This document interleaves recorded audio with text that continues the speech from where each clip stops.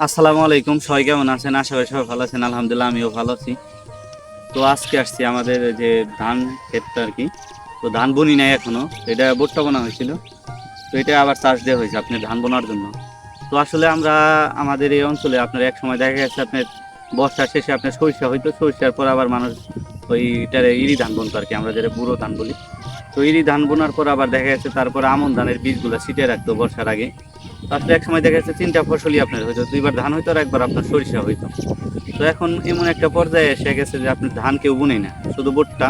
ভুট্টার পর দেখা যাচ্ছে অ্যাক্সিডেন্ট পড়লে আবারও ভুট্টা বোনে, কিন্তু অনেকে ভুট্টার পর আবার ধানও বোনে। তো এখন আমাদের এই জমিগুলো, এই পাশে যে জমিগুলো দেখতেছেন, এগুলো আপনার এক সময় হলো ইরি ধান ছিল এর আগে। তো ইরি ধান কাটার পর আবার ধান বুনছে। তো এই ধান কাটার পর আবার ধান বোনার কারণ হলো, হালি ধান বোনার কারণ হলো আপনার আগে বর্ষার মৌসুমে দেখা যাচ্ছে হুট করে বর্ষা এসে যেত। চকে পানি আসতো, মাঠে পানি জমে দেখা যাচ্ছে অনেক পানি হয়ে যেত। তো ওই বর্ষার জন্য আপনার আমন ধানটাই বেস্ট ছিল, যে আমরা বীজ যেটা বীজ ছুটিয়ে বুনি আর কি। যে মানে হ্যাঁ, ওই বীজগুলো আপনার ছিটিয়ে বুনলে দেখা যাচ্ছে অতি দ্রুত বড় হয় আমন ধানগুলা। আর লম্বা লম্বা হয় পানির সাথে আর কি, মানে সমান পর্যায়ে আপনি বেড়ে ওঠে আর কি ওই ধানগুলা।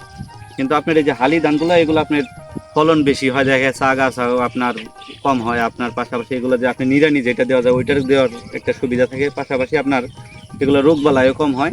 আপনার কাটারও একটা সুবিধা, আর আপনার তার সাথে বড় সুবিধা হলো আপনার যে ফলনও বেশি হয় এবং দ্রুত আসে।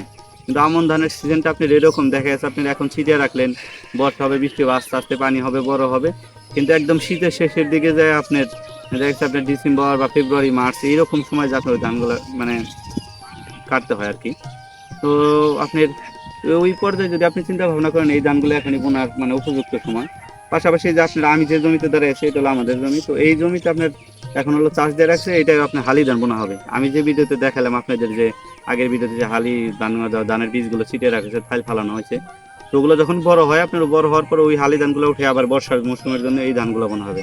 কিন্তু আগে দেখা গেছে বর্ষা মৌসুমের জন্য আপনার ওই আমন ধানের বীজগুলো ওগুলো ছিটিয়ে দিত পুরা ক্ষেত্রে, চাষ দিলে দিত, না দিলে নাই। কিন্তু এখন আপনার এই সিস্টেম এসে পড়ছে। আর পাশাপাশি এই যে চকে, পুরা চকে এখন ধান আছে আর কি। তো একটা সময় আসলে জমির একটা রেস্ট থাকতো, আর এখন এই এমন একটা সময় এসে গেছে জমির কোনো রেস্টই থাকে না। আর এই মানে বেশি ফলনটাও আর কি পাওয়া যায়। তো এই হলো এখনকার সুবিধা।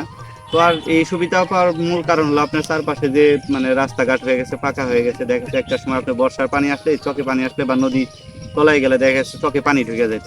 এখন আর ওই পানিটা এখন চকের ভিতর ঢুকে যায় না। এর কারণে আপনার বর্ষার পানিটাও হয় না। দেখা যাচ্ছে বৃষ্টির পানি দু একটু যা মানে চারপাশ থেকে আটকানো, তো আপনার বৃষ্টির পানি দু একটু যা আসে ওইটাই জলাবদ্ধতার সৃষ্টি করে। দেখা যাচ্ছে ওইটা ওইরকম কোনো ক্ষতি করতে পারে না হুটহাট বৃষ্টি না হলে। তো এই হলো আজকের ভিডিও। তো আমি মনে করি এখন যারা আপনার মানে উঁচু জায়গা আছে, উঁচু জমিতে আপনার এই ফলনগুলো এইভাবেই মানে চাষবাস হয়। আর যেগুলো নিচু জমি আছে আমাদের পাশাপাশি মানে অন্যান্য অঞ্চলে, আমাদের পার্শ্ববর্তী অনেক গ্রাম আছে, তো ওগুলো এখনো দেখেছে আমন ধানগুলো হয়। কিন্তু আমাদের এই পাশটা একটু উঁচু আর চারপাশ দিয়ে আটকানো, এই কারণে আপনার এই আমন ধানগুলো এখন আর কেউ বুনে না। দেখা যাচ্ছে পুরা চোখে কোনো আমন ধানই নাই এখন। মানে এটা অন্যরকম বিষয় হয়ে গেছে, কারণ আমি মনে হয় 2-1 বছর আগেও দেখা যাচ্ছে পুরা চোখে আমন ধান হইতো, কিন্তু বর্তমান সময়ে কোথাও এখন আমন ধানগুলো নাই। বর্ষা মৌসুমে আপনি আমন ধানের মতো এগুলা, কিন্তু ওই অরিজিনাল যে আমন ধানটা ওইটা না আর কি। তো আমন ধানের আপনার ফলনটাও কম, দেখা যাচ্ছে রোগবালা বিভিন্ন সমস্যা হয়। তো আমি মনে করি আসলে এখন এটা একটা কৃষির মানে বিপ্লব বা পরিবর্তন।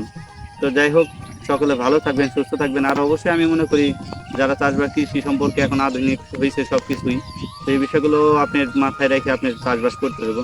তো সকলে ভালো থাকবেন, সুস্থ থাকবেন। আসসালামু আলাইকুম।